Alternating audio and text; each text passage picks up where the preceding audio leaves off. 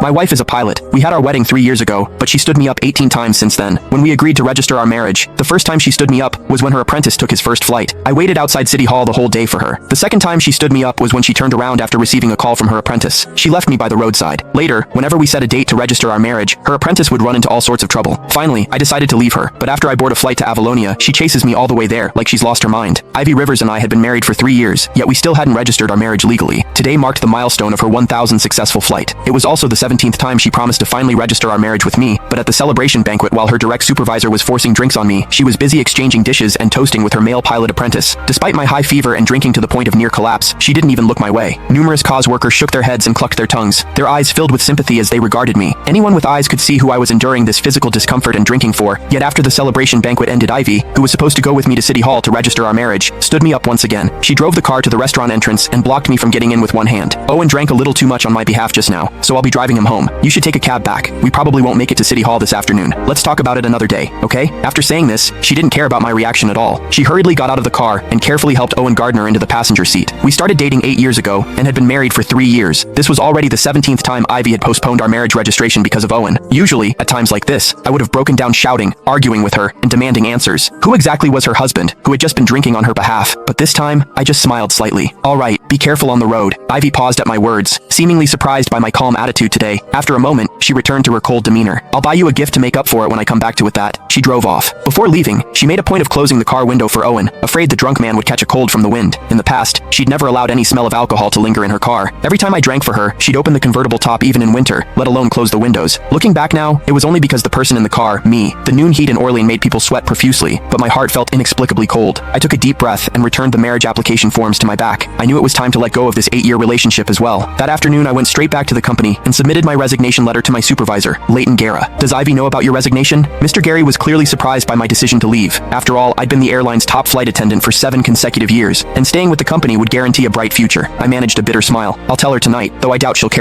These past few years you two flew new routes to get together, and won company awards together. The CEO even attended your wedding personally 3 years ago. Everyone was so envious. But I suppose Mr. Guerra trailed off with a long sigh, his voice full of regret. Yes, those were indeed beautiful memories, but memories were just memories. We could never go back. After submitting my resignation, I returned home around 10 p.m. The house was eerily quiet and empty. On my phone, a social media post from Owen popped up because he'd specifically tagged me. The caption read, "Special, thanks to my beautiful mentor for staying by my side all afternoon as a thank you. I'm taking her to Marcus Vay's concert tomorrow. Looking forward to it." I knew then that Ivy, who'd said she'd come home at noon, wouldn't be returning. This had happened too many times in our 3 years of marriage. After making myself a simple bowl of